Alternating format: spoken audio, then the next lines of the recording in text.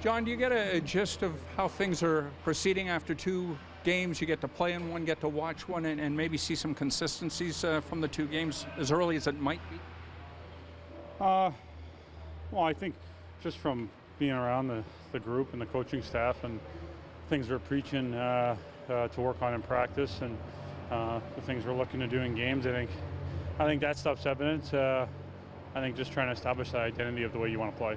How important are these games in getting into that rhythm and flow and working through some of the rough areas? Yeah, I mean, it's all about building and just trying to get back that rhythm you get throughout the season, where a lot of things become second nature. A lot of things become instinctive. You're not thinking about it; they're just habits. So, I think that's what the games are for. And then obviously working on chemistry and getting a sense of the guys you're playing with, and trying to build on some of those things. So you use every day to try to find some ways to improve. Some days they're small jumps, sometimes they're bigger. But every day is very crucial, just because you want to be as best prepared as you can be for opening night.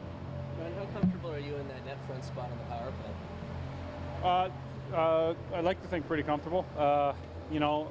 We got so much talent throughout our lineup and going to be on our units that I think it'll make the game easy for all of us, including myself. So, I think I've done a lot of good work around the net and around the net area. So it's just, like I said, getting comfortable with kind of the guys you're playing with and their kind of habits and the things that they do, the things that they look for, and just becoming comfortable with that. And obviously being ready when I get the opportunities around the net or screening the goalie and whatnot. So something I've done a little bit and getting more comfortable as I'm working on it. How often have you done it? You say a little bit. When have you had the most experience with that? Probably last year, mostly. I played a lot throughout the middle of the ice, whether it was the front of the net or more in the high slot area. I was around the net a lot more than maybe in years past. But even some of the units I played on in New York, we had a lot of guys being able to kind of rotate in and out of positions. So maybe not always right in front of the net, but I've been around the net kind of off to the side, some down low areas. So, but in front, I wouldn't say particularly I've been assigned that role full time in the past. So yeah, it's definitely an adjustment, but I'd like to think I can make it. Marner sees the game so well. How do you see that translating on the power play, because he had such success there last year?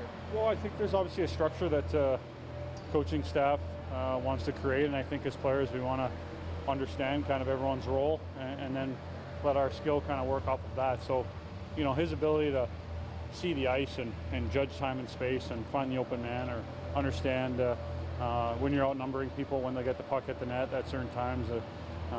Just realizing those things, he understands those instincts very well, and not those, that part of the game and special teams. So it's really not that hard for a guy like myself just to kind of understand your role and be ready to obviously produce and basically just do your job.